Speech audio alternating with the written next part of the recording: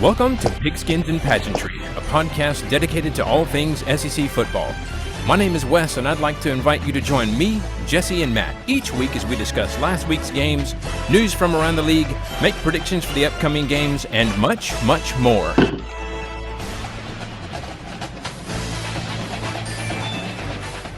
And Happy New Year, everybody. I hope the holidays were good to everyone, that you got what you wanted for Christmas. That your team won their bowl game, and that you haven't broken your resolutions yet.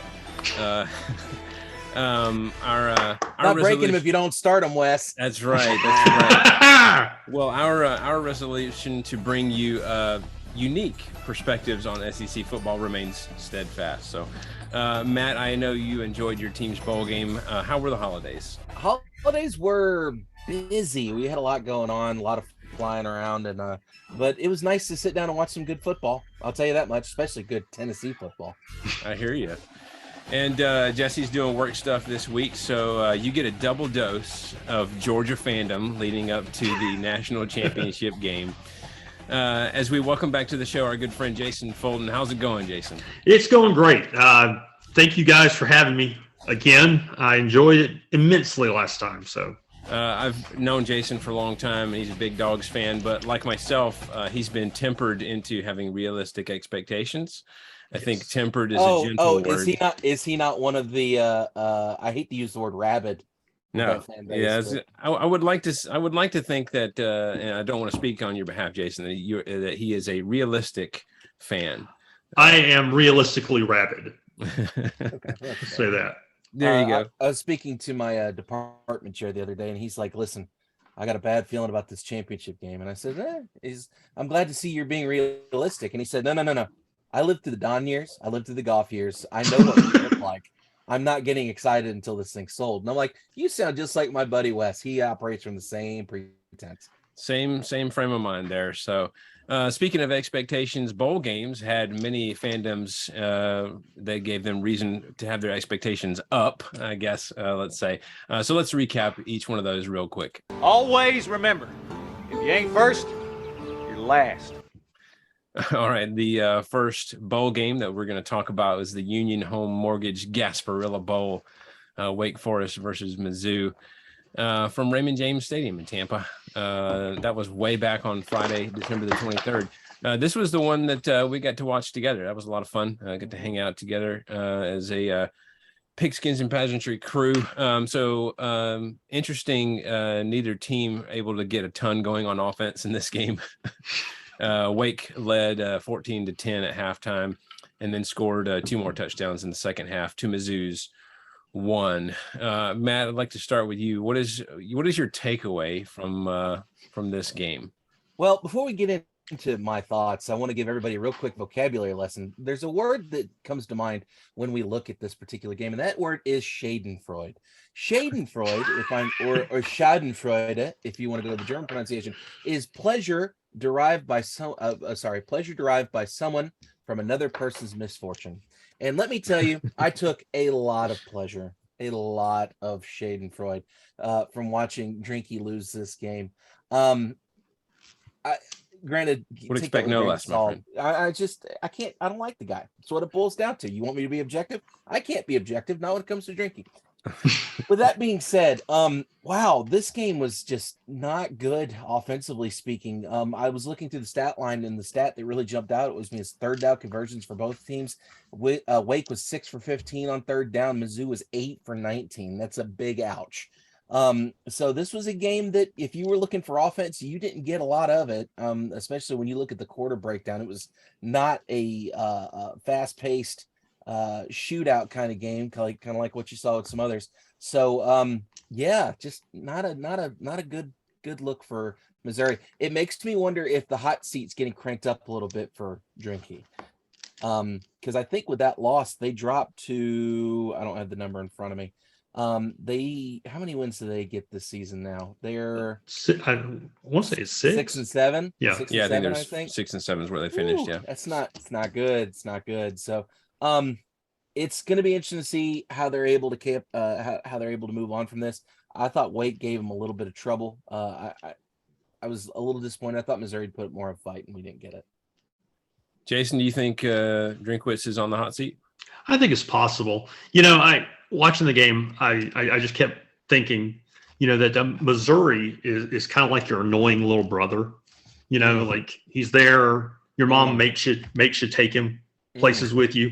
Like you're at the mall. You're getting some Sbarro and putting the moves on that girl from your chemistry class that you really like, and then your little brother just shows up to embarrass you. And that's kind of like Missouri in this bowl game. Like, okay, we got to take them. Let's go. And then you see them just look pitiful against a basketball school. Let's be honest.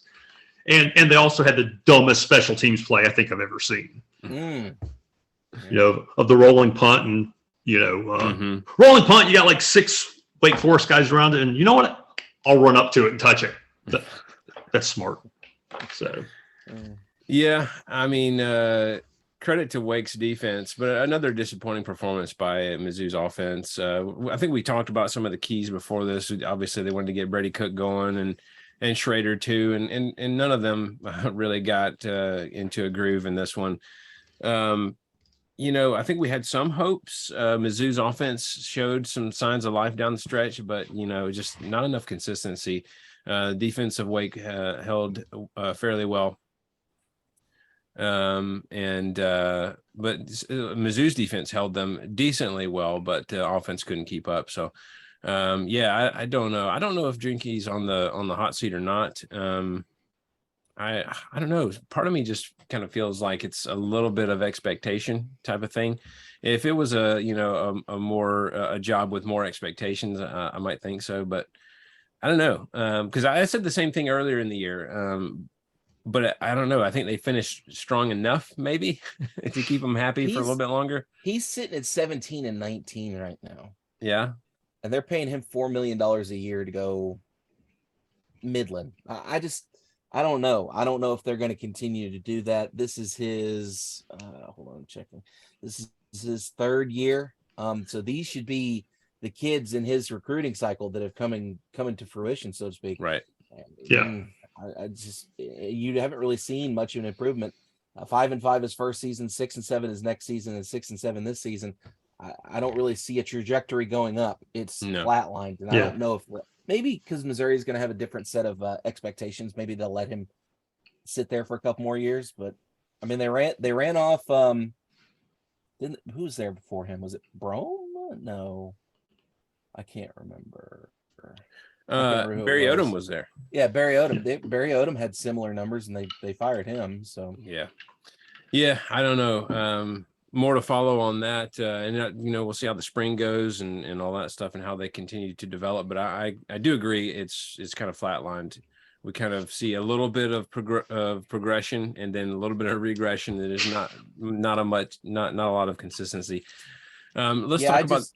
Before we move on, Wes, I just looked up Barry Odom's record while he was at Missouri. He went 4-8 his first year, 7-6, 8-5, 6-6.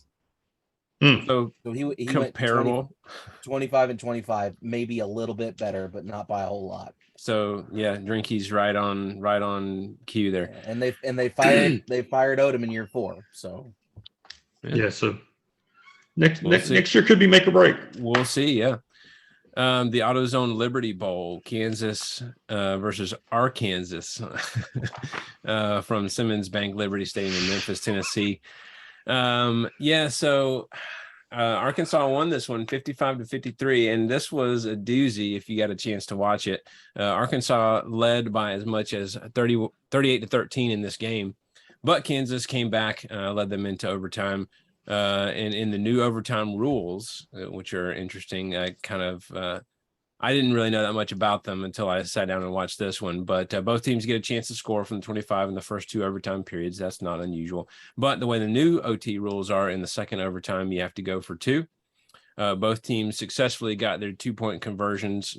Both teams successfully scored on their first 2 possessions, and then on the second one, the 2-point conversion. Then in the third overtime, teams are forced to just start going for 2 for each possession.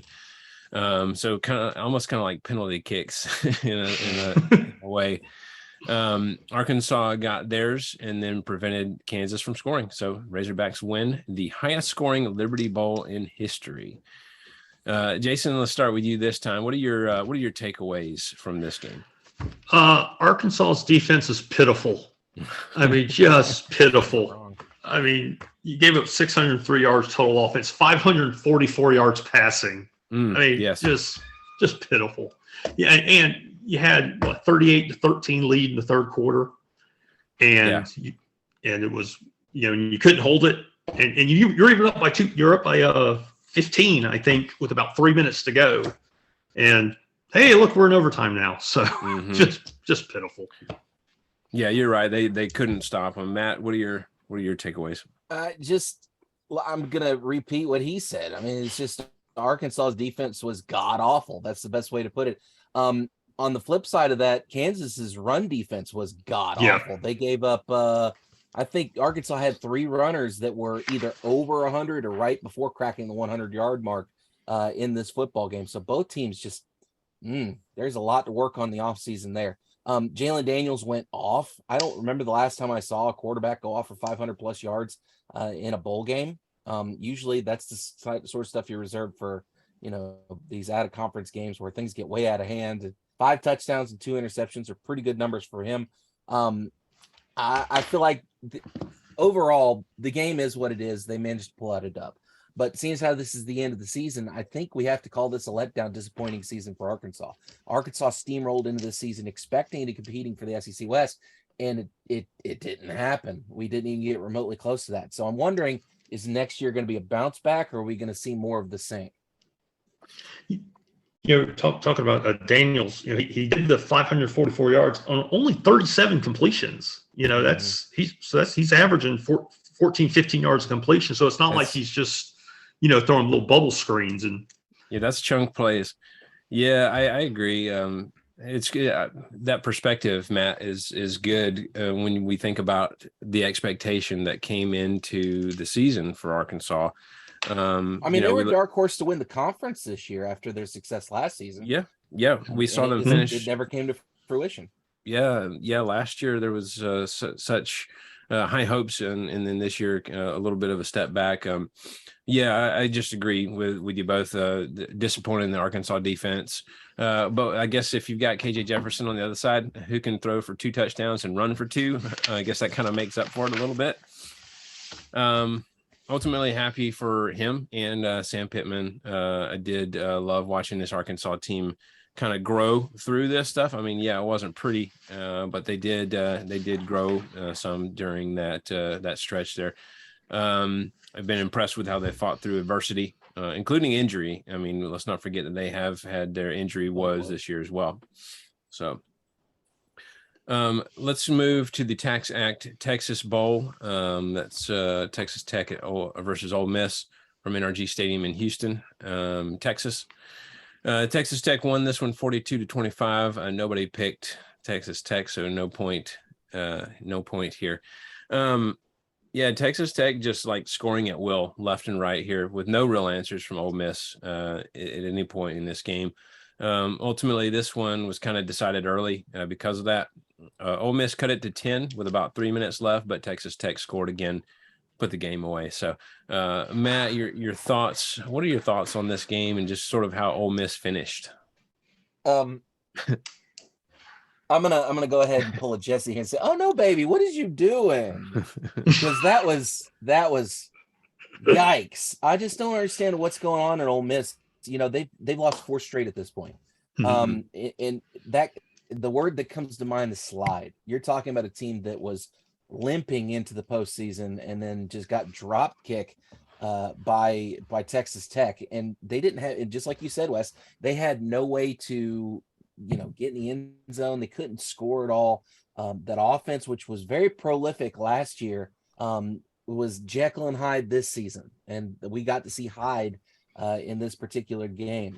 5 turnovers in this game for Ole Miss. It is really, really hard to win a ball game against a quality opponent when you turn the ball over 5 times. If you don't believe me, ask Tennessee in 2017.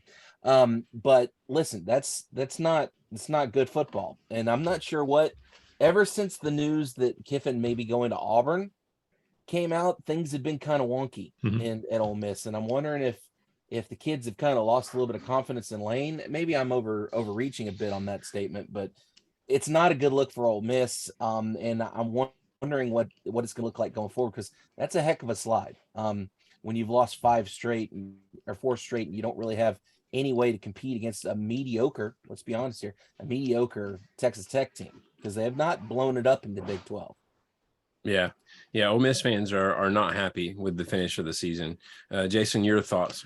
Well, just reiterating the thing with Ole Miss, I pulled up their schedule because I was just curious, and they lost, I think, 5 of their last 6. The only bright spot is they snuck by Texas A&M, but once they were so highly touted and highly ranked, and they got to LSU and just got walloped, got by Texas A&M barely by 3 points, and then faced Alabama, and then that was it, and they were just done.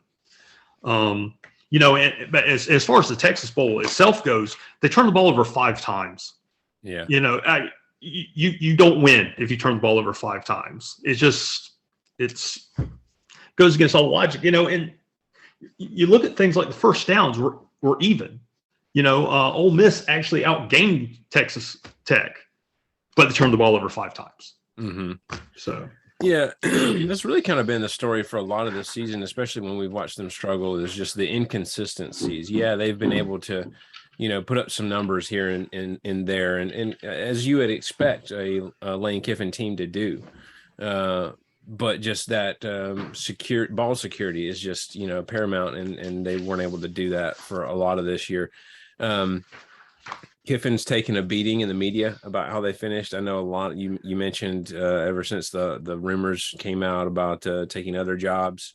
It does seem like things have taken an odd turn, and I don't really know what to attribute that to, because if there's nothing to the rumors, as he says, then why is it a big deal? I don't understand why that would change his approach at all.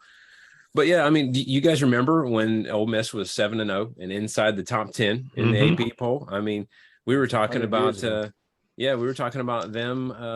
representing the West this year, and those days seem long gone now. So I don't know. I really, as an Ole Miss fan, I don't know where to go from here. Like, a lot of seasons you have closure in the sense of, oh, we're improving, or, oh man, we really need to work on this. If I'm an Ole Miss fan right now, I really don't know what to think.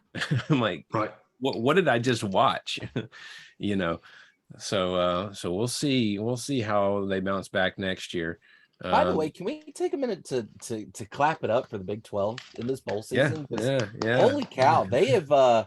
We spent most of the last 5 years doing everything we could to crap on the Big 12 and said they're not even a Power 5 conference. We may be wrong. Well, as I say, Texas and Oklahoma haven't looked fantastic, so they may not be shedding a whole lot of dead weight there. Yeah, I mean, they got a chance to shock the world in a few days, so we'll see. It's gonna happen, but one can happen. I'm just saying, it's there. The opportunity is there anyway. All right, next is the Tax Slayer Gator Bowl, Notre Dame versus South Carolina from TIAA Bank Field in Jacksonville. South Carolina got up by a couple of scores early, but couldn't pull away, and this one Notre Dame hung around, seized the momentum in the second half, despite Carolina getting a second pick six in the fourth quarter to tie at 38-all. Notre Dame settled down, marched down the field in 12 plays, 80 yards to take the lead 45-38, which they held. Jason, what were your thoughts? I know for me personally, I was really kind of interested to see how Carolina would hold up against a team like Notre Dame. What were your thoughts? Yeah, I was disappointed. I'll be honest. I like Shane Beamer a lot, so I kind of pulling for him, not necessarily the Gamecocks, but for him. Right. And just it just seemed like the entire game they were kind of right on the edge of moving away and winning it, and then just every time they just fell flat on their face. So. Right. Well, Jason, I don't know if you're aware of this, but Matt is a huge Shane Beamer fan. As a matter of fact, Beamer ball is one of his favorite phrases. He can't get enough of it. So, wow. Matt, What are your thoughts? I want to state it unequivocally for the record that I am in no way, shape, form, or fashion a fan of Beamer ball. I was okay when his old man was doing it because it was funny and cutesy in the ACC, and I was like, "Oh look, they're precious. They're so precious." Yes. Now it's just annoying, and I hate it, and I want to die. So there is a distinct difference. I will go out on a limb and say I was impressed that Carolina's gotten to where they are. They've shocked a lot of people with the spread they've had down the stretch. However, finally the South Carolina voodoo ran out, and you ended up with Carolina not able to pull this thing off. We have spent also a lot of time. I feel like we spent a lot of time crapping on people, Wes. Maybe we need to change our attitude this year. Maybe next season we need to be a little bit more positive. But we spent a lot of time crapping podcast. We spent a lot of time crapping on Notre Dame, but Notre Dame's got some pretty good wins under their belt this season. Carolina goes into this game without a lot of key starters. Marshawn Lloyd, Jaheim Bell, Austin Stogner, a whole bunch of guys that they're missing, and they went toe to toe with them for 4 quarters and just came up a little bit short.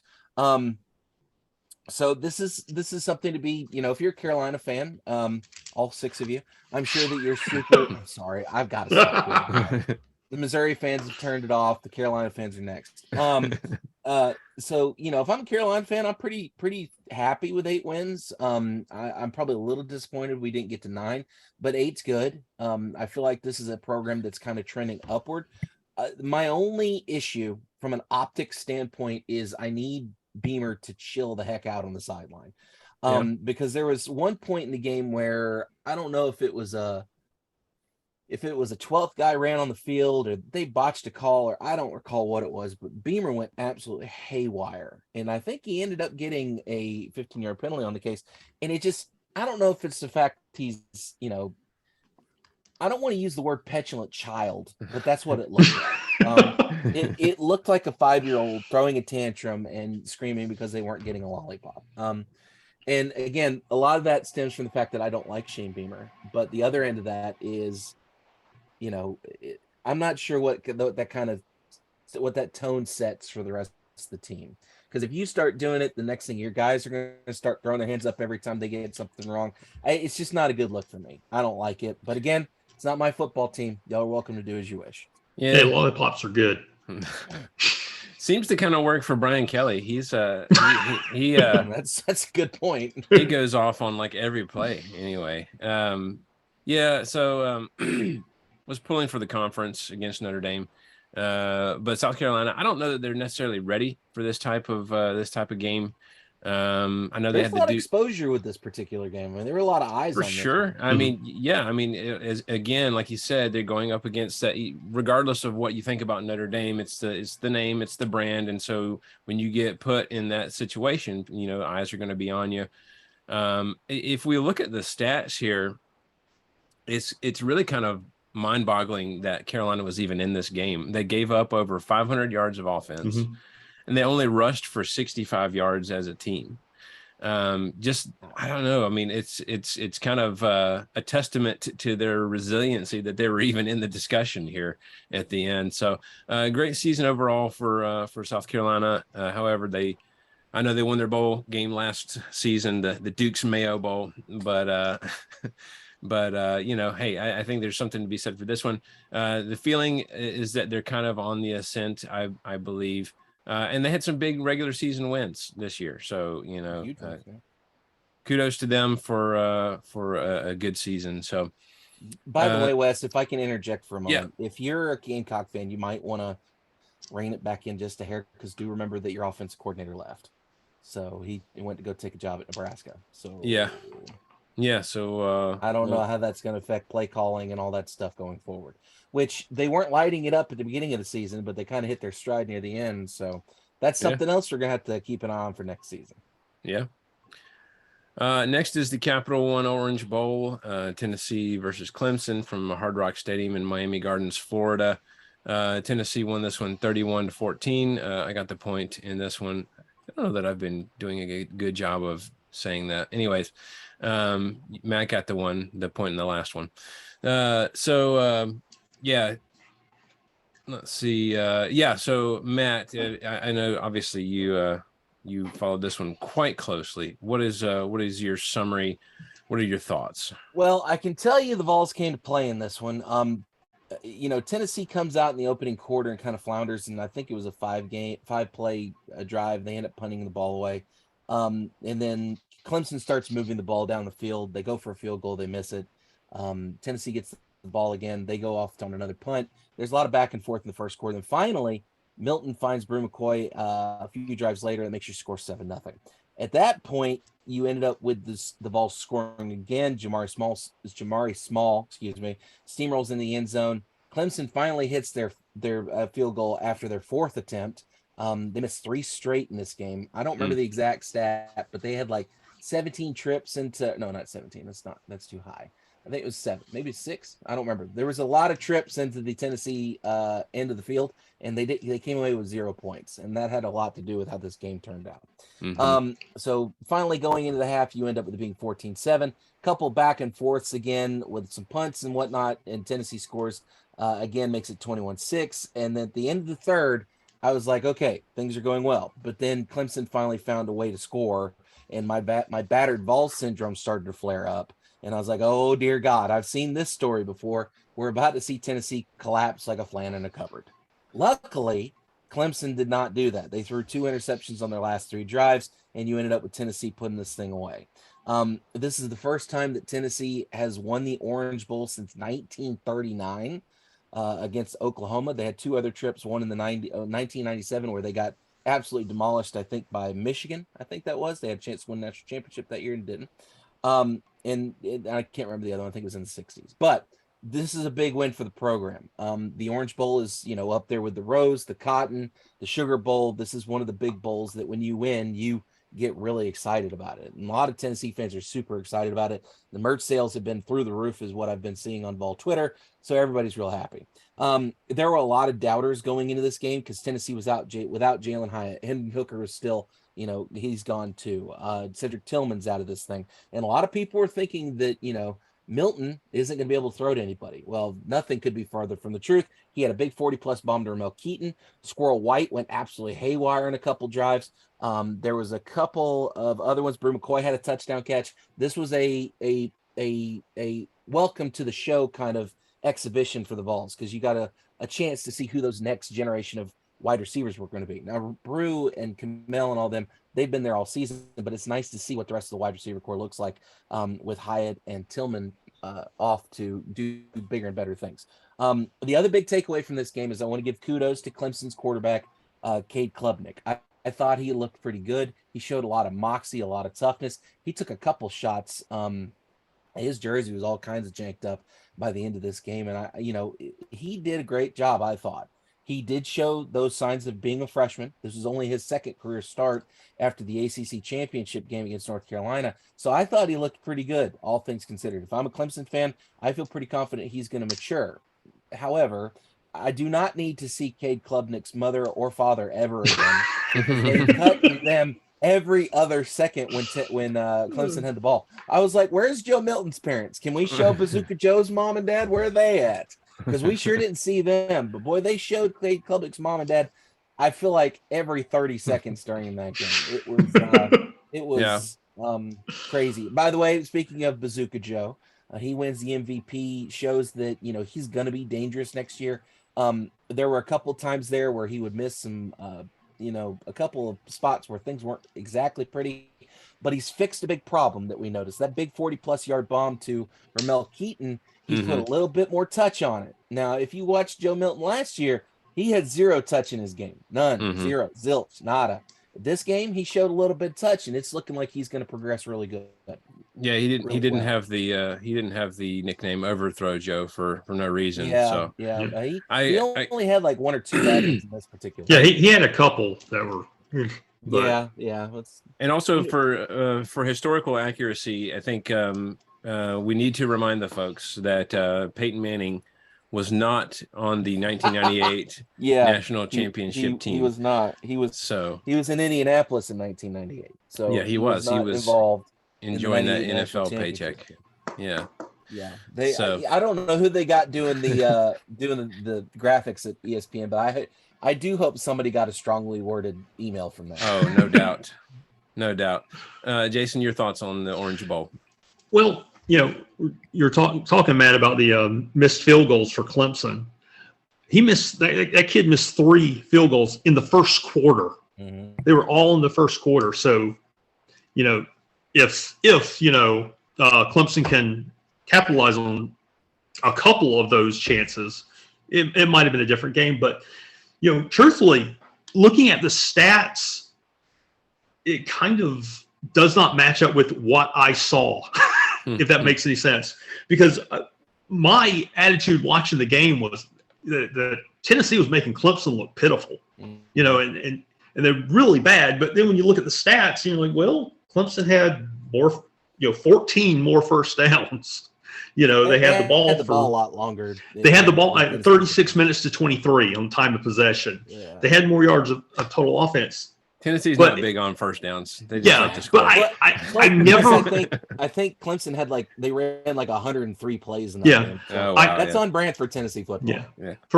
But sitting there watching that game, there was at no point did I think Clemson had a chance to win. And now admittedly I'm not a Tennessee fan, so I'm not, but just watching, I was like, this is, Tennessee's got this. So. Right. Yeah. I'm glad you felt that way. I sure as hell didn't feel that way until about midway through the fourth quarter. Understand. And I wonder how I probably speaking out of turn here, but to me, this is almost possibly kind of a changing of the orange guard, as it were. Don't put that rat poison. I'm not. In the mix, Hey, don't you bring that rat poison in here? When we look at Clemson and we see that the Dabo isms that have become more like Butch Jones isms. As the longer he stays at Clemson, the more like have you noticed that he's morphing into Butch. It's weird. It's awful, but it's definitely a great game and season overall for Tennessee. Clemson had some losses and some struggle wins this year, and so from that standpoint, I do say that it does seem like we're watching two teams on two different trajectories. Is really kind of all I mean by that. Yeah, and then as you said, Matt, great point. We kind of got a glimpse of Tennessee's offense next year with the way things went in this one. We already know Joe Milton can throw it a mile, but like you said, what about touch and accuracy? And I think he showed that in this one. So we'll see how he continues to develop in the offseason, and we'll see how that goes next year. So and that's going to be an interesting offseason thing too, because Tennessee got the number 1 quarterback in the class. Nico, I'm not going to try how to say his last name yet. I haven't learned that part, but he's supposed to be a player, and it's going to be interesting to see how that's going to work with the back and forth between Nico and with Joe. I think Joe will end up getting the starting job just because he'll have the experience. He already knows the program. But Tennessee's things are looking better than they've looked in a long time. Yeah. Jason, you had something else? Well, I was just going to say, this year's Orange Bowl is the most appropriately named bowl probably of all time. Yeah, for sure. All right, let's go ahead and move to the All-State Sugar Bowl, Alabama versus Kansas State from Caesars Superdome in New Orleans, Louisiana. Bama won this one 45-20. Matt got the point here. Kansas State jumped out to a 10-0 lead, and Matt, I think you're even texting the group with the little grimace face. You're like, "Ooh, what's going on here?" But then Bama scored 35 unanswered points after that, as they just utterly dominated the rest of this game. So, Jason, what were your thoughts on the All-State Sugar Bowl? Well, on the plus side for Kansas State, they made it to the game on time. Their uniforms look really nice. And then you're watching this game and it's like, oh, well, geez, they're up 10-0. And then you saw that touchdown pass make it 10-7. You went, oh, here we go. All right, Alabama's there, ball game. And then Alabama goes on a, I think 45-3 run right there. You're just like, oh, okay, well, yeah. Bama does what Bama does. Exactly. Matt? Yeah, I called this. I said this was going to happen. However, Bama didn't decide to make it happen until, mostly up until the second quarter. Bryce Young continues to show that he is a human cheat code, just like other certain Bama quarterbacks that have existed before or been in the position before. It's just a question of how bad they're going to beat you, and Bama's going to beat you bad if they get an opportunity to. And this is a Kansas State team that couldn't hang in the second half. Um, again, do I think Bama should have been in the playoff? No. I'll also go out on a limb here and say that I don't think Bama should be ahead of Tennessee when the final AP rankings come out, but we'll see how that's going to pan out. But again, another statement win for Bama and Nick Saban. The Sugar Bowl kind of voodoo that was we were worried going into this game. I feel like that's kind of been put to the side. So yeah, quality win. Another 11-win season for Bama and another win for Saban, and we just keep racking them up. Yeah, I'm not necessarily surprised that Bama won, but it was just how they won, right? Like we said, they just dominated. After that, it's kind of like they had to wake up there at the beginning, and then after they did, just all bets were off. Kansas State came into this game mostly intact, and like we said in the past in some of these Sugar Bowl games, the Big 12 teams they're gunning for the SEC and looking to make that statement. They're bringing their best, but Bama just controlled this game in an impressive performance. And Bryce Young, if he wasn't a top pick in the draft before, I think this just kind of sealed it. 5 touchdowns on the day for him. So I don't know if Nick Saban talked him into it or what the deciding factor was there. But I think that's going to only help him in the future. So I think the last time I saw someone run a mock draft, they're saying Bryce Young is a top 3 pick.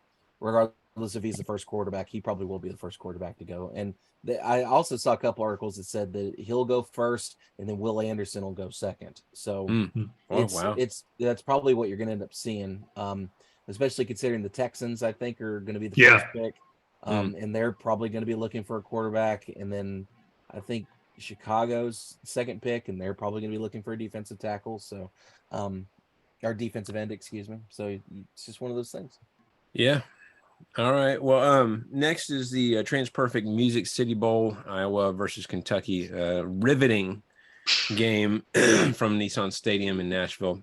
Hold on, Wes. Time out. I'm going to go ahead and throw this out there. The Music City Bowl sucks. Continue. Yeah, Iowa won this one 21-0. The way things worked out, Jesse and I were tied no matter even when we did the math and all that stuff. So since these are worth 2, we just split it. Each one of us gets a point. So yeah, Destin Wade got the start for the Wildcats in this one at quarterback with Will Levis sitting out. And it was a rough one. It was a rough start for old Destin. Joey Labas, Iowa's 3rd string quarterback who had 0 career pass attempts before this game, threw the lone offensive touchdown of the game. The other 2 were pick sixes by the Hawkeye defense. So not a lot of offense going on here. Matt, what are your thoughts? You know what? I hate to do this. I've crapped on Kentucky. I've crapped on Missouri. Crapped on the other 2. Now I got to crap on Kentucky. We were not expecting a lot, and wow, did you disappoint us? Holy cow. Like, I remember I didn't have a chance to watch this one. I remember looking at the stat line going, are they still playing the game? I mean, aside from that second quarter, there was 0 scoring. Punt, interception, punt, interception, fumble, interception. Just god-awful football. Can you imagine paying money to watch that as a Kentucky fan? That's awful. That's just something just on a different level of bad.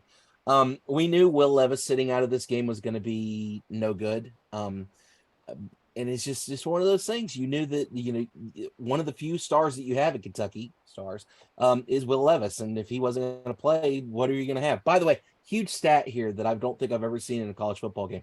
Iowa goes 0-11 on third down for this game. 0-11. They went 0-2 on 4th down. All their ball movement came on 2nd down. There's a reason why they only scored 1 touchdown, and I think that was probably on a short field. I don't think they ended up having a long drive. It's just awful football. Awful football. And the over under on this one, I think, was the lowest ever since they've kind of been keeping track of that stat, and it actually didn't make it. I think it was like 10 under. I think the over under was like 31 or something. I think my pick 7-0 Iowa. Didn't I say 7-0? I can tell you. Let's see. Let's scroll down I think that's what I said, which means if they don't throw those 2 pick sixes, I'm in the money on this one. But yikes, that's awful. Yeah, awful. You said 10 to 3. 10 to 3. 10 is what you said. Okay. Yeah. So I was close. Yeah, man, just a hideous game. Jason, your thoughts? Comedian Louis Grizzard once described a football game as watching 2 mules fight over a turnip. And that's kind of what this game was. I mean, this is just, both teams had 10 first downs. I mean, Kentucky only had 185 yards of offense for the entire game. It was just, oh dear Lord. If I was forced to sit down and pay money to watch this thing, I'd have probably hurt myself. Just, that was just bad football, man. So this is one of those where, as an SEC fan, you're kind of like, and look, I get that people were sitting out and stuff, but as an SEC fan, you just you're like, look over here. Don't look at that game. That's we want you to look at this game over here. It's not pretty because of all the variables in the offense. My pick in this game was just like a shot in the dark, and honestly, I think this game just kind of proved nothing about either of these programs. Like, I don't even know what any kind of takeaway would be, and I mean that in the most benign and kind of ways, because you got a lot of people sitting out. And then, like I said, Iowa, they had their 3rd string quarterback who's never thrown a career pass before. So it's just an interesting game. Kentucky can focus on basketball now. That's right. And they can continue to argue about that. They may not want to get too excited about basketball. I think they've had a couple bad losses this season already, and we haven't gotten to conference play. Well, yeah, that's true. All right, let's move to the CFP semifinal at the Chick-fil-A Peach Bowl, Ohio State versus Georgia from Mercedes-Benz Stadium in Atlanta. AKA Georgia, cardiac special. Oh, gosh. Georgia won this one 42-41 at the very last. And Jesse got the point here. So just a recap here. After Georgia's missed field goal at the beginning and then subsequent Ohio State touchdown, I think it was kind of important to bounce back after that first touchdown. Georgia was driving but took a sack, and then on the very next play did a quick tunnel screen to McIntosh to tie it up. The refs missed a false start on Ohio State at the end of the first quarter. And of course, that's me, a Georgia fan, talking. But ultimately, Georgia gave up the touchdown to end the drive. Then Stetson Bennett underthrew his receiver for a pick, which Ohio State quickly cashed in for another touchdown on a scrambling pass from C.J. Stroud. Darnell Washington also seemed to be banged up on that interception play as well. Wasn't able to come back into this game. Ohio State led 21-7 at this point. Georgia responded with a drive capped by a tough 11-yard touchdown run by Kendall Milton. After forcing an Ohio State punt, Georgia goes right back down the field, scores on a 3-yard touchdown run by Stetson Bennett. Also, it could have been a much larger touchdown run by McIntosh, but the turf monster got him. So, what in the world? Pick up your feet, kid. Anyway, that tied the game 21-21. Georgia kicked a field goal to make it 24-21. Then, in just an embarrassing display of defense, Georgia gave up pass after pass, including a long touchdown pass to Johnson. So it was 28-24, Ohio State at half. Georgia got the ball in the second half, but went 3 and out. Ohio State took advantage of Georgia's inability to get home on the quarterback once again and passed it down the field for another score, 35-24. Next time Ohio State had the ball, Georgia held them to 3 and out after a good punt return to the Ohio State 32. Couldn't convert as Podlesny missed his second field goal of the game, a 52-yarder. Ohio State took advantage of a weak Georgia secondary and marched down the field once again. It kicked a field goal after a vicious hit albeit clean, and it was a clean hit. It was rough, but it was clean on Marvin Harrison Jr. Jarred the ball loose on a potential touchdown. Georgia then, I see you, Matt, already. Georgia then put together a decent drive, aided by an incredible fourth down conversion by Brock Bowers, managing to stay in bounds and stretch the ball across the line. That ultimately came out of a review. The first down did. But still, Georgia could only get a field goal to make it 38-27. Georgia called a timeout before a fake punt conversion by Ohio State. Probably the biggest timeout of the year, maybe of, I don't know. That timeout really helped them out because I don't know if you guys saw, but there was also 12 guys on the field. I believe there was something to do with that as well. So kind of two bullets avoided there. The missed penalty, and then also Ohio State would have scored, or I'm sorry, they would have converted on fourth down there. But then after Ohio State punted it for real, Bennett found Arian Smith wide open for a 76-yard touchdown after the defender fell. Ohio State tacked on a field goal to make it 43-35 with about 2.5 minutes left in the game. Bennett led Georgia down the field and threw it to A.D. Mitchell in the corner for a touchdown to go up 42-41 with the extra point. Ohio State then drove it down methodically and positioned themselves with a chance to win on a field goal that would take place at the stroke of midnight, and it went wide left, and the Dogs held on to win. I don't even know where to begin here. Jason, what are your thoughts on this crazy game? A really emotionally taxing day for me. Ohio State is my dad's favorite team, and so I have to say, as I was watching this game, I was, thinking about my dad a lot, and but also the game itself was just crazy. Georgia's pass defense is pitiful right now. Just to be honest, last, it didn't look good in the SEC championship game. Yeah, exactly, and it looked probably worse on this past weekend, although Ohio State probably has one of the best passing attacks in the nation. So, but just back and forth, and every time you thought Georgia might be getting back in it, Ohio State came back, but the one thing I took away from it though is they didn't quit. They kept going. We're down by 14 going into the fourth quarter, and that they were able to kind of keep going and pull out the win was great. I think they might have got a little lucky with the missed field goal because that wasn't even close, but it had the leg. It just he was just wide left. Yeah. But very happy that Georgia won. They've got a lot of stuff to clean up. No doubt. Matt? First off, I want to go ahead and say that Ohio State, I gave you one job, and you couldn't even do that. I just don't understand, I don't know, man. This is a situation where everything was setting up for Georgia to take the L here. Ohio State goes on a 11-play, 6-minute drive in the fourth quarter to put this thing away. They get it to long field goal distance, but still makeable field goal distance, and couldn't finish it up. Georgia survives. They get a chance to play TCU in the national championship game. Bennett had almost 400 yards in the air in this game. CJ Stroud had almost 350 yards in this game and 4 touchdowns. So this was a high scoring Peach Bowl. This was a good game. A lot of back and forth as far as that. You saw really 2 powerful offenses going at it, and Georgia finds a way to survive. By the way, Wes, let's go back to the Marvin Harrison hit real quick while we can talk about that.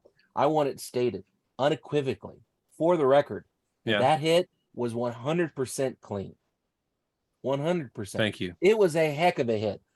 And I'm telling you that as someone who has so much hatred and vitriol and just low down about UGA. And even I could say, okay, that was a heck of a hit, but it was clean. He went in with his shoulder, and that's unfortunate for Marvin Harrison, but that's the reality of the situation when you play a high contact sport. The other thing that I caught out of this is, yes, this game was a lot of back and forth. This was a high scoring game. It was fun to watch, yada yada. Well, it was fun for people that weren't directly involved. But this is a microcosm. This game and the Michigan TCU game tell you exactly what we're going to get in a few years. This is a high stress situation. This is drama coming out every pore. Just take this and then bring it out to the rest of the playoff when we finally get to it. There's a reason why this game and the Michigan TCU game were so exciting to watch, because the stakes on it were so high. And I think that's going to lend more credence to that concept of let's get more people involved in this, and let's get more teams involved in the playoff. And again, this is an Ohio State team that got absolutely boat raced by Michigan back in November. They didn't even look anywhere close to as bad against Georgia. And this is a Georgia team that, has been boat racing most everybody they played. And then this situation, Ohio State, this is the reason why you need a playoff. This game, the Michigan TCU game, the Tulane USC game, the what was the other big bowl game that everybody was shocked by? It's not coming to me now, but you get my point. Yeah. My point is we need more teams in the playoff to get more of this drama, more of this excitement. This is what college football is supposed to be. Well, we just had a listener respond to one of our Instagram questions, and was just saying about how bowl games suck now. Everybody's sitting out and blah blah blah. And I'm thinking, if there's playoff games, you're not going to see it. Yeah, I was going to say you're not going to see a lot of that. So you breathe new life into bowl games with playoff games. Yeah, I agree with you. I can't wait. For this game, I don't even really know where to start with it. It was a wild one. Matt, I texted you guys. I about gave up and went to bed about 3 times in this game. Yeah, you did. Because when I'm just looking around, Ohio State is just throwing 30, 40-yard chunk plays on Georgia left and right with just, no end in sight. And I'm like, what is going on here? And when you watch that, it seems pretty hopeless, because you're like, well, defense is not going to stop anybody. But thank goodness the offense didn't go away, and did what they needed to do. And Bennett, stepped up, showed his maturity as a 30-year-old man, and just did what needed to be done.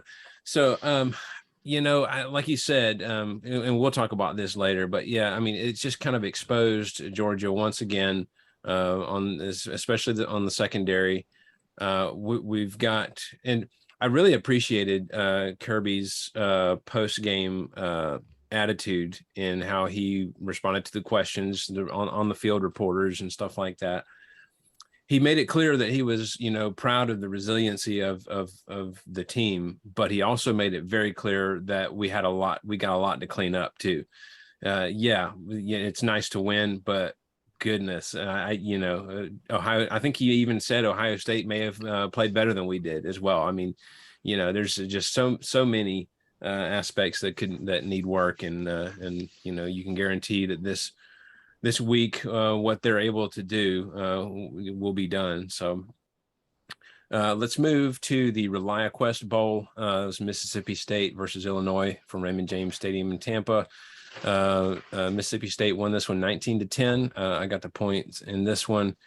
Really, obviously we were pulling from Mississippi State in this one because of Mike Leach and all that stuff. Not a ton of offense in this one. It was 7-3 Illinois at halftime. State tied it on a touchdown pass from Will Rogers to Justin Robertson early in the fourth quarter. And then at the very end of the quarter, they took the lead with 4 seconds left on a Massimo Biscardi field goal. But then the game had just had a wild finish when Illinois did the lateral game, resulting in the fumble, which was returned 60 yards for a State touchdown by Marcus Banks. There was also some shoving afterwards as well. So, Matt, what were your thoughts on this one? Well, I can tell you, I got to watch the tail end of this one. I came in probably midway through the second quarter. And it was a good game. It was a lot of back and forth. If you were looking for offense in this, you didn't find a lot of it up until the fourth quarter. Mississippi State turned it on like a crazy amount in the fourth quarter to come up with that win. And this was what we wanted to see. We wanted to see Mississippi State win this one for Coach Leach. Obviously, he passed back in December. And this is something that we were wanting, and it's exactly what we ended up getting. Kudos to Illinois, though. They did not make it easy on Mississippi State at all. Again, it's really easy to crap on the Big Ten, but they put out some good teams this season as well. And Illinois' defense is nothing to turn your nose up at. I think they were leading in a lot of different statistics over the season. So that would explain why Mississippi State didn't score what they usually do.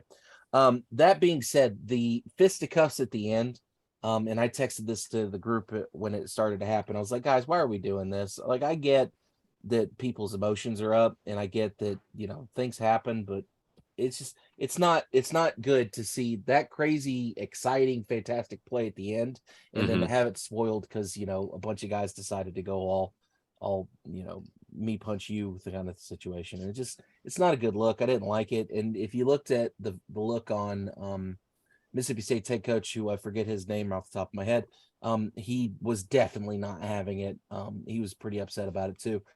Belima looked like he was pretty aggravated about it as well. So kudos to the coaches to kind of step in and shut that down as quick as they did. But good win for Mississippi State. Now we get to find out what the post Mike Leach era is going to look like in Starkville. Zach Arnett, he's the coach.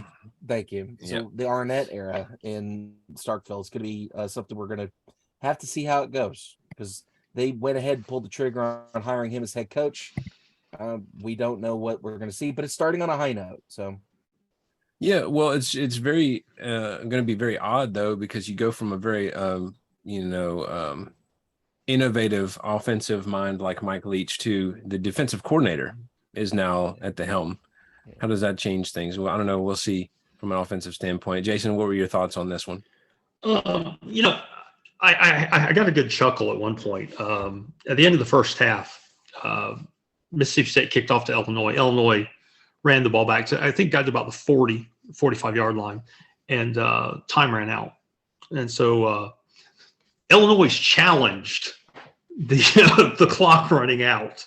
So they did the review. They found that they were right. You got 2 seconds here at midfield, and they ran the ball. It's like, what? Why go to the trouble of challenging if you're just gonna, all right, good, we won one, cool. Yeah, but right. Just overall, just happy for Mississippi State to pull out that win. It would have been very easy for them to just kind of come out there and just lay down and just not want to be there. But to their credit, they didn't. They came out there and played and fought hard and got the win. So. And Illinois about near pulled that crap off at the end with that lateral fest that ended up being. That was an exciting play. It was fun to watch. Yeah. It was the band was running onto the field.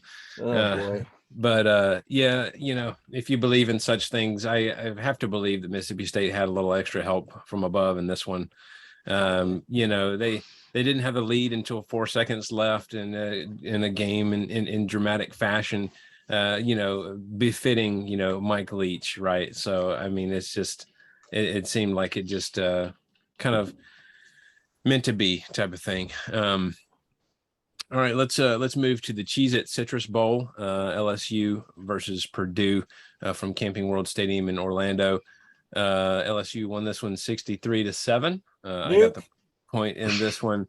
By the way, Florida State won the Cheez-It Bowl, and LSU won the Cheez-It Citrus Bowl. So how much money are they making off those little cheesy crackers? But does that make they could sponsor too? Does that make the game between the two at the beginning of the season? Does that prove who's feeling the cheesiest?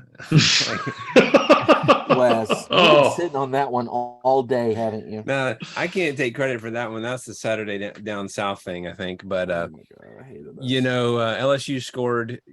It didn't matter who was in. It didn't matter who was the quarterback in this one. They scored left and right. If this was a regular season game, you know how we have the quote unquote non-competitive games / blowouts. This would be in one of those, and we probably wouldn't even talk about it. But as it is, Jason, what are your thoughts on the Cheez-It Citrus Bowl? Yeah, I think it's kind of one of the, again, I'm going to reuse my old joke. Purdue showed up on time. Yeah. And then they left. I mean, just complete and utter domination by LSU. I mean, that was, non-competitive. Hey, congratulations, Purdue. You got a week in Orlando. Yeah, there you go. Probably got some Camping World. Some Cheez-It swag. Yeah, perhaps. Got some boxes of Cheez-Its. They got some cool flavors too. Yeah, those cheddar jack Cheez-Its are. Real. They got the spicy ones, the Tabasco ones. Got some bacon. I'm sorry, Matt. What you got? I don't have anything to say about this game other than I'm disappointed that Purdue laid this bad of an egg. Purdue finished, I think, second. No, they won the division. They played in the Big Ten championship. Yeah. Sorry, I forgot about that. They went 8-6 on the season, and then they come up against an LSU team, which, no disrespect to the LSU fans that are listening, LSU didn't do a whole lot up until about halfway through the season. I mean, Tennessee ran through them like crap through a tin horn.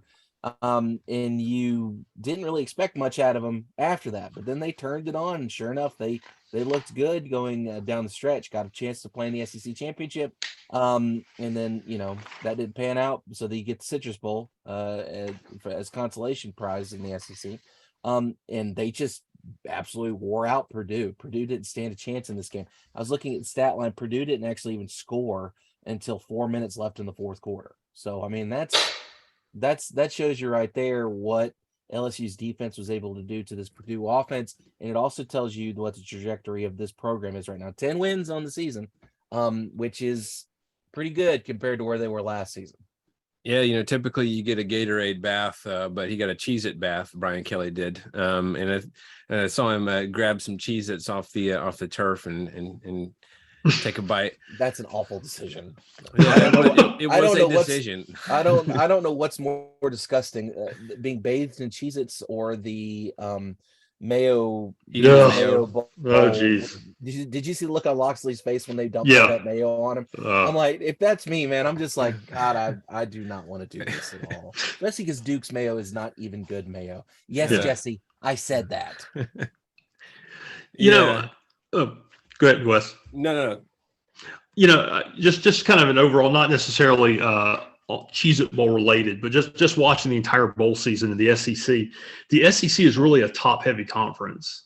I think you have Georgia and Tennessee and LSU and Alabama that are quite good. And then I think beyond that, though, it really kind of mediocre, because you have, I think the SEC went 6-5 in their games this year. And some of those losses, they were just bad. Florida looked horrible. Kentucky looked horrible. Ole Miss and Missouri were, so it's just, I don't know that the SEC is still the elite conference from top to bottom. They're elite up top, and the bottom is right something. Yeah. Well, the Big 12's the conference that made a lot of waves this season, I feel like, and we'll talk more about that in a second. Well, with the exception of Kansas State. With the exception of that. But yeah, I mean, you're looking at a situation where the Pac-12 didn't look awful. The Big 12 looked pretty good. The Big 10, aside from a couple of things here and there, didn't look too bad.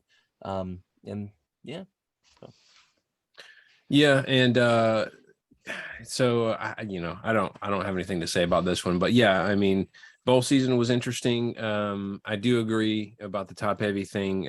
It'd be nice to kind of pick up some of those, because like we've said in the past, some of those stronger teams, like a Florida, like even in Arkansas's case, it makes for a stronger conference and a stronger case for your conference. So we'll see. Things continue to evolve, though, when we're talking about things like NIL and transfer portal stuff. And so Yeah, we'll see. Kentucky's already made some waves in the transfer portal. Yeah, they've already plugged holes at quarterback and running back. Fixed issues with the transfer portal. Transfer portal is a whole other kettle of fish that we're not still sure what that's going to look like. Yeah. And it just gets more and more every year in terms of overall numbers of people going into it. So that does it for the bowl games. The current pick'em standings. I have 53. Matt has 47. Jesse has 29. It is possible. So with the last game is worth 6 points. So it is possible that we could tie, which means that we need to figure out a tiebreaker, Matt. Oh, we need to go ahead and have that lined up. So just in case, I think we would just go score differential on the championship game, right? I guess. Well, but then that's kind of what we're using to. Yeah. So maybe something else like I vote foot race. Yeah. I was just thinking an athletic kind. What did Jesse text? Because we had it in the text group. Jesse said something about Olympic event, some Olympic event or something like Wes, that. I tell you what we can do is I come over to your house. Yeah. We can hook up the Xboxes and we can do Halo. Oh. There you go. Yeah, that would take care of it right there. There you go. We can live stream it on Twitch. There you go for all the cards. Yeah. All right. Well, let's go ahead and jump into a very small news segment. Here's the news. All right. So in just a really strange turn of events today, we got news that Jimbo Fisher has signed Bobby Petrino to be his offensive coordinator, who just took a position, didn't he? Didn't he New just Mexico, take? I think it was. Yeah, he just got hired at New Mexico. Yeah, so just a few weeks after being hired, Petrino takes another job offer to be the offensive coordinator at Texas A&M and will take over play calling. I think that's actually a faster turnaround than when he abandoned the Falcons. But yeah, either that's true. Yeah. Gosh, I don't really know what to say about this one other than a shady coaching staff just got a lot shadier, or at least a little bit more. Look, I get people change, but it's just kind of funny. I think Jimbo definitely needed this. I think people are growing tired of his play calling. Obviously, this year the offense was anemic at best, I think. So I mean, we'll just kind of see what kind of turn this takes here. But I think pretty much anything would be better than last year, right? I mean, what do y'all think? As if you needed a reason to hate Texas A&M more, they go pull this one. But at the same time, yeah, if you're Jimbo, you got to do something. Yeah, and you got to have somebody to take. I guess the blame off of yourself because it's not been good. Because sooner or later, and we talk about Jimbo's buyout, but he has to position himself sooner or later where he can't just do mediocre every year and continue to get away with it. So yeah, I agree. What Texas A&M, in the state of Texas, has too deep of a talent pool. Texas A&M is spending too much money on their program to be just mediocre. And that's what Jimbo's been. Not just mediocre, what we talked about this year, A&M was historically bad this year. Like you got to go back to the 70s to see a record like that. Matt, what are your thoughts on this hire? I'm trying to figure out how in the world they're going to get a staff room big enough for both the egos. Listen, no disrespect to Bobby Petrino, but this is a cat that when he was an assistant coach, he was known to be brilliant. He was also a very good offensive coordinator when he was one. I'd have to go back and look at his coaching record. I don't remember exactly where he was. But then the whole thing, he was at Louisville and then at Arkansas and then with the Falcons. And then there was a neck brace and a motorcycle accident and just there's so much baggage here. Like if you look at like the SEC West right now, you've got this situation going on with Petrino and Fisher and just all the rancor that's around that. You have Auburn in the situation that they found themselves in with Hugh Freeze. Right. Mike Leach just passed, so now you've got a little bit of a destabilizing force going on there. Ole Miss looks something. We don't know what's going on with Ole Miss. The only team out west that looks like they're somewhat stable right now is Arkansas, LSU, and Bama. Everybody else looks like they're all over the shop. So I don't know how this is going to work out. I personally think this is Jimbo Fisher hiring someone to take the fall, either next season or the season after. So that way he gets a couple more seasons under his belt before they can finally pull the rug out on him. I just don't see how this is going to work. Jimbo's going to give up complete control of the offense to Petrino. I don't see that happening. Now I could be completely wrong. Petrino could come out and completely revamp that offense and get them clicking like a cylinder, but I don't think it's going to look good. I don't foresee it ending well either way. It's kind of like they watched Jimbo watched Auburn make their hire of an inappropriate, historically inappropriate. Beer. Yeah, he's like, hold my beer. Let me see what I can do here. So we'll have those games are going to be interesting. That's our just for fun segment at the beginning of next season. Wes, who in the spring after we do recruits who does Hugh Freeze have to hire an offensive coordinator to outdo Bobby Petrino to Texas A&M? Yes, agreed. All right, well, let's go ahead and get to the only upcoming game of the year. Ladies and gentlemen, let's get ready to rumble! All right. The next game, and the only game left, is the CFP National Championship presented by AT&T. Monday, January the 9th at 7:30 from SoFi Stadium in Inglewood, California, home of the LA Rams and the LA Superchargers. So a couple of preview topics. This will actually be a 4:30 local start. SoFi Stadium has already said that they will not be allowing any tailgating. No, there'll be no RVs parked outside either.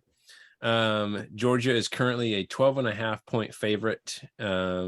Georgia and TCU have met 4 times in the two programs' histories, including 2 bowl games. The most recent meeting was back in 2016 in the Liberty Bowl. That was Kirby's first bowl win with Georgia, I believe. Georgia won 31-23. Jason, let's start with you. What is your prediction for the CFP National Championship? Oh, geez. First off, talking about Georgia and TCU, one of the first Georgia games I ever went to in Athens was Georgia and TCU back in '88, I think. But just that's neither here nor there.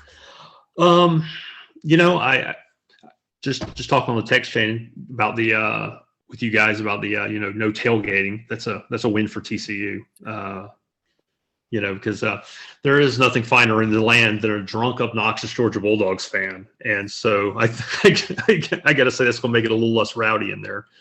But I am very excited about this. I lived in my life, the first 16,092 days of my life, my team won the championship once. That was the 95 Braves. And so we're now sitting in the past 428 days or so, the Braves and Georgia has won a championship. And now it's possible that Georgia is going to win a back-to-back. So I don't know if emotionally I can take that, but I'm willing to risk it. But overall with this game, I don't know. I really don't, because what I see, I think Georgia is the better team. I think they're the more talented team. But at the same time, when I look at TCU's offense, I see a good passing attack, and Georgia has not had good pass defense recently.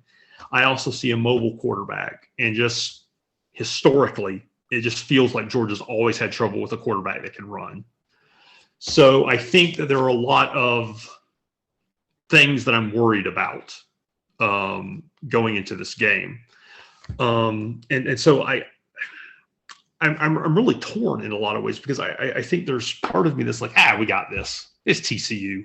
We got this. But at the same time, I'm looking at it going, no, guys, I don't know.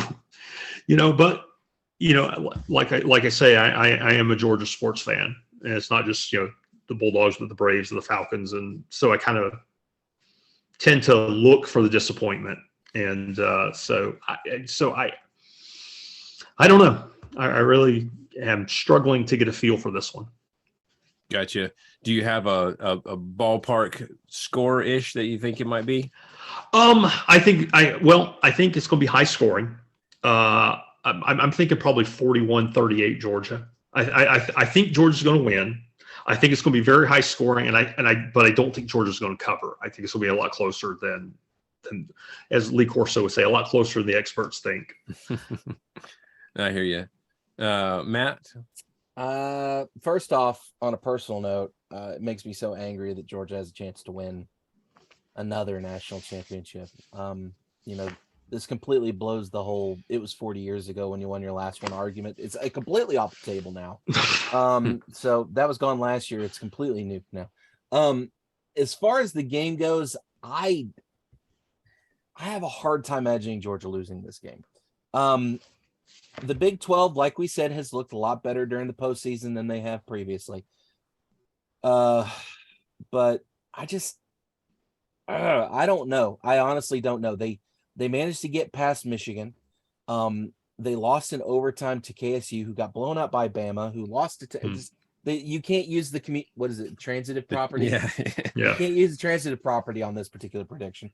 TCU's looked good. They've got all the different little things that could work out for them, but Georgia has had the breaks break their way a lot this season. Mm-hmm. And I'm wondering if this is the game where the breaks don't break. I'm kind of with Jason here. I keep going back and forth, thinking it can go one way, it can go this way, it can go that way. And I think I'm gonna have to go with the Horned Frogs. I think. Okay. I haven't written it down yet. Hold on. I gotta pull it back up. I somehow closed that tab. Do I want to go that route? You know what? Yes, I'm gonna go with the Horned Frogs. I'm gonna say this comes down to the wire, a late touchdown, late field goal sort of situation. Gets them out front. And I don't think TCU's ever won a national championship, have they? I don't know. I will look that up. I will look that up while you go through your spiel here in just a second, Wes. If they have, it's been a long time. It's been a really long time. So I'm going to go ahead and put my prediction down as TCU 48-45. And God help me, because that's probably going to be completely wrong. But I hope it's wrong. I hope it's right, but that's just me. Wes, what about you? Where are you sitting on this thing? Well, Jason, as you were talking, I got a little lump in my throat as I was thinking about, I had never, seen, the Dogs never got a championship. And kind of in the same as you. I was a little kid when the Braves won their first their World Series in '95. I remember it. I remember jumping around the living room.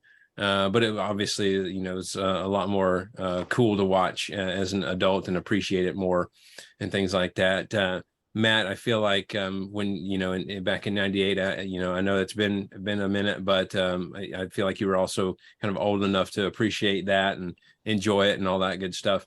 And I really didn't have that until last year. So it is kind of cool to have the opportunity again. Obviously, I hope things go well, but I think key to this one for Georgia is basically what I've said for Tennessee, LSU, and Ohio State. I think the keys to success are kind of the same for all of those for Georgia. Key is to get pressure on the quarterback and rattle him. The sacks would be nice, but at least we want to knock Duggan around a bit, force him to make throws he doesn't want to. Georgia was able to do this against Tennessee and even get some coverage sacks, which was kind of a bonus then. But the defense really struggled against LSU and Ohio State. The pressure just didn't get home as much as we wanted to, and the secondary got torched. And that's just all it amounts to. You got to get that pressure to take the pressure off of the secondary. Max Duggan's another quality quarterback who's very effective at running the ball when he needs to. Thought the same about CJ Stroud. Obviously, he's a great passer. But ran the ball when he needed to, and that really got us as well. contributed to their success greatly. So I am concerned that we might see more of the same, especially with how mobile Duggan is. If there's one thing that consoles me a bit, it's knowing that Michigan scored 39 points in the second half of their last game. It seems like the consensus is that Georgia's offensive line will be able to control the line of scrimmage more and more as the evening goes along as well. So that kind of bodes well, I hope. That encouraged me because, as we all know, most of these big games are decided at the line of scrimmage, especially if you can start gouging the opposing defense with big runs consistently.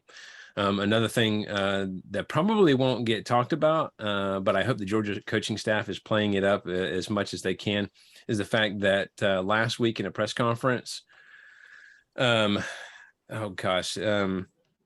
what's his name? Sonny Dykes. I don't know what his name just disappeared.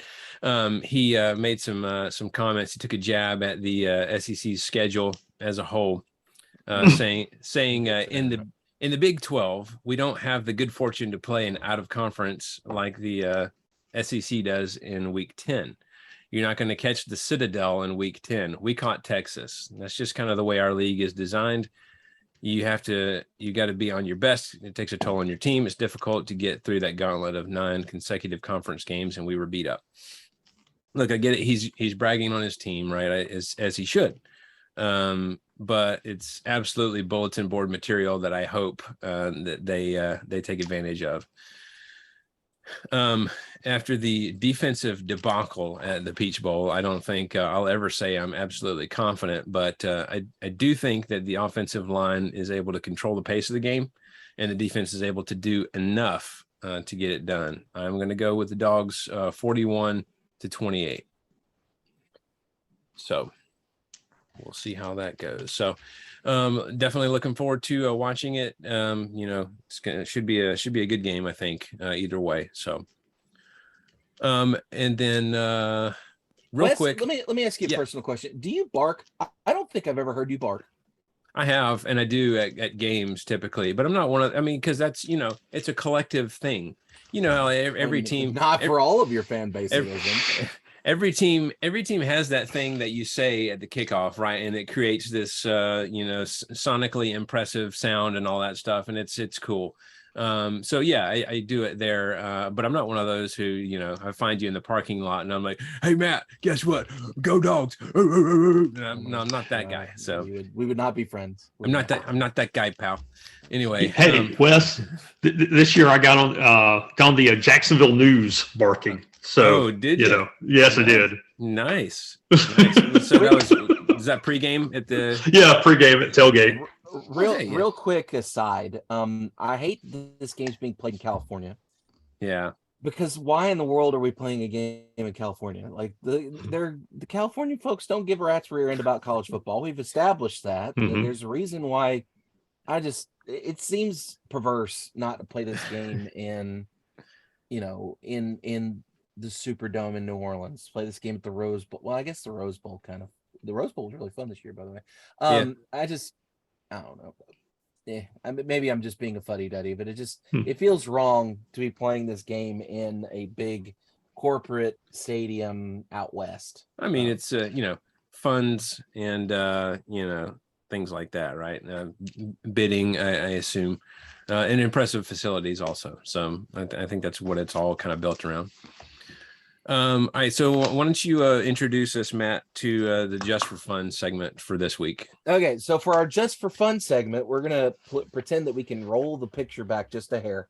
We're gonna pick a team to insert into the playoff to cause mass chaos, because we've seen a couple teams in the bowl season that have really kind of showed out, and I think I already know what mine is. But I was curious, if you were going to pick somebody to throw into the playoff and just to see how they would do, and just to see if they could cause chaos, who would it be? Jason, why don't you go first? Yeah. Well, I will say my very first thought was North Dakota State. Oh. They're playing for the FCS title for like the 11th time in 12 years or something stupid. They're always in the mix for that one. So that was my first thought. But for realistic, I really don't know. We had some good games and some, not so good. So I'll go with North Dakota State. That'll be my pick. It's a good pick. I like that pick. I don't have an exciting one and a fun outside the box one, because it really, if you ask me, I'm going to be boring and I'm going to say like on Alabama.